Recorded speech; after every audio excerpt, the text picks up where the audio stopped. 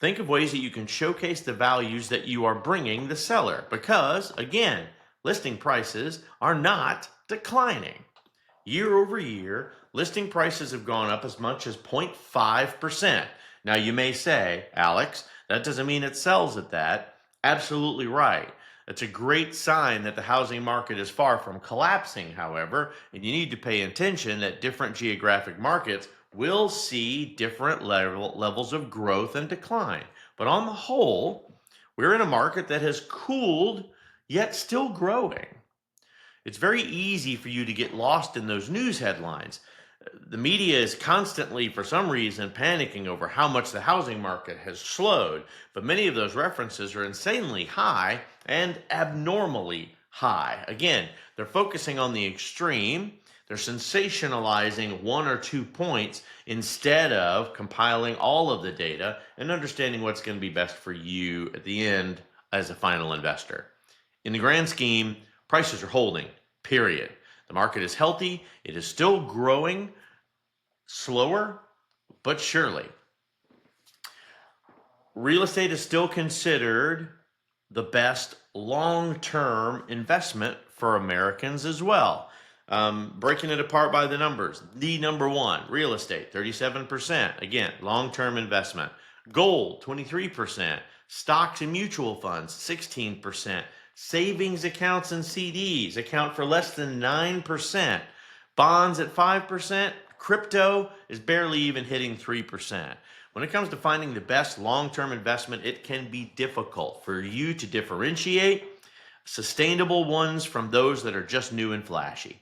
Time and time again, real estate has been considered by most Americans the best type of investment.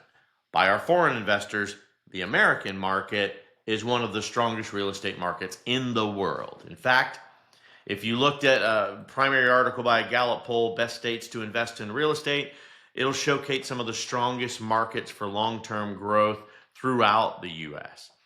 As a real estate agent, you need to take this information when you're talking to your clients. You should be supporting your sales pitch with facts and things that they can go back and think about, things that they can put in their AI and get sufficient answers to support your conversation. They're not just buying a home.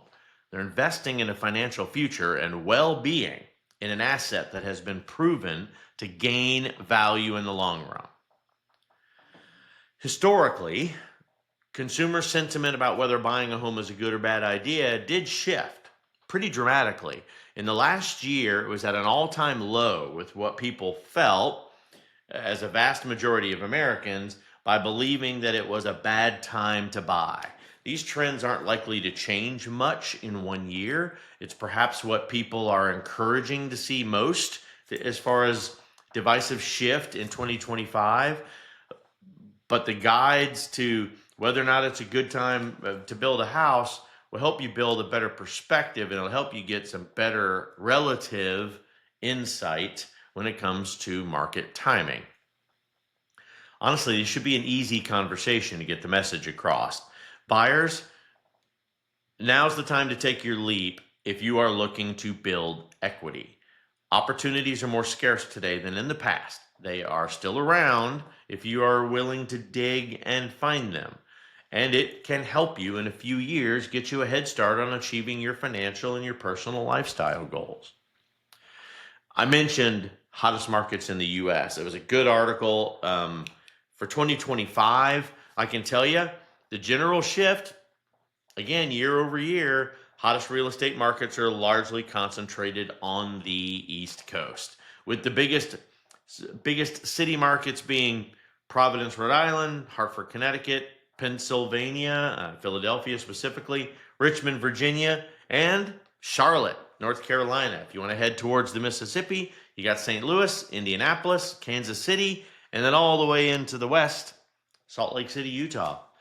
It's likely tied to the fact that those cities are located in areas with stronger job growth and stable market conditions.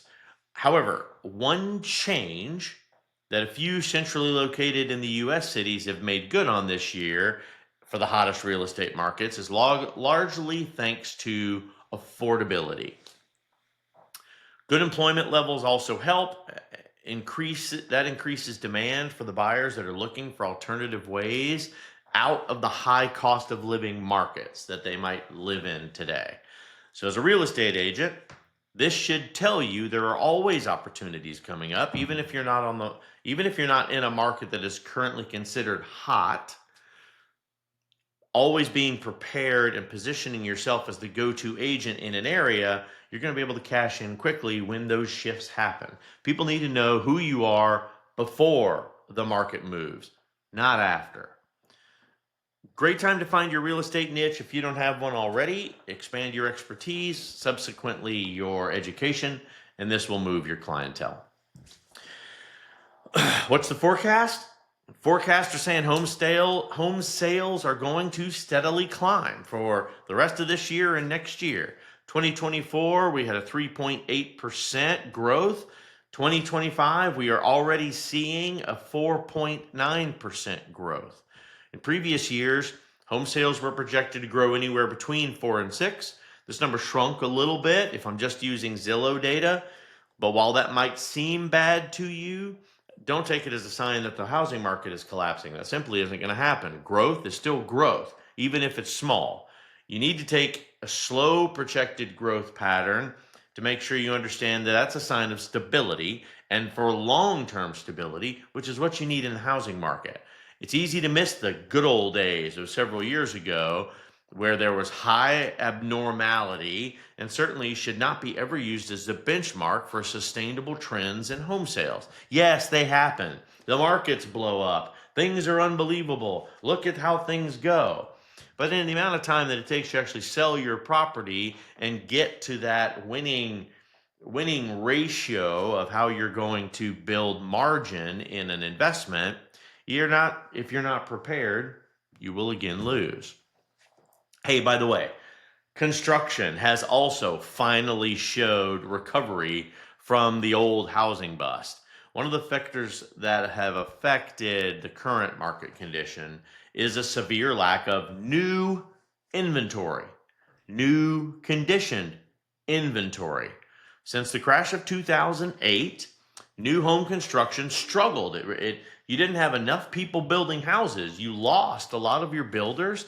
And that's until just a couple of years ago when we finally surpassed the pre-crash levels. Now that we're above that, the new construction jobs have increased by 250,000 people. So over the next year or two, I have to suspect that new construction as a real estate trend will provide more leveling off of the home prices and the constraints on the inventory. It also means that your new homes versus your resale homes are going to have to be more competitive together. Sellers, that means you as already an investor need to be conscious of what's happening right down the road in the new homes market. Why would they buy your home if they can buy a brand new house, and you had better be prepared to negotiate similarly to the concessions that are being given from the builders? I know that new construction can be a big player. I have seen a million stories from real estate agents selling properties, still having to compete head to head with those new developments. Home builders have the ability to offer really deep discounts, lower mortgage rates. They can control and get very competitive to get those new homes filled. But I have to expect that trend over the next couple of years is going to help keep the resale prices down. And if that happens, resale homes over new home build sales is going to continue to be predictably higher. That, of course, is supported by mortgage rates. Mortgage rates are predicted to fall. And I have had this exact conversation probably 50 times just this week. What the government and what the feds do does not directly impact or affect what the mortgage rates are. In fact, I have seen more often than not, the feds drop their interest rates and the mortgage companies raise their direct lending rates to hedge what the market is doing. While home prices might not be falling, and buyers are getting a little more excited that mortgage rates are finally starting to shift. We just saw a Fed rate drop for the first time in a year, although only 0.25%. It's encouragement, right? Fannie Mae did directly revise its 2025 projections, saying that rates will probably end up closer to 6%, which is up just a little bit from its initial forecast. However, it does not expect rates to fall below 6 in 2026. This drop in rates is going to make housing more affordable for buyers, as a monthly mortgage payment would be lower, and for people that would be willing to buy a bigger house or pay more when the market allows them to borrow cheaper is going to become a big factor and a big competitive factor. You want to see supply and demand jump? Demand jumps when you've got more people with more access to cheaper money to go and buy homes. Period. That's the way it works. Here's where a good CRM, by the way, goes a long way of you keeping a short list of buyers that were just on the fence. And you should call it that in your database. Call it on the fence for people that are waiting for interest rate drops. Because the second that it starts to drop, you should call them on their bullshit. You should call them directly and say, hey, we got 0.25%.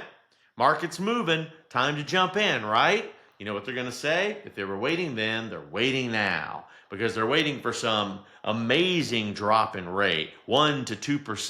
That simply isn't going to happen.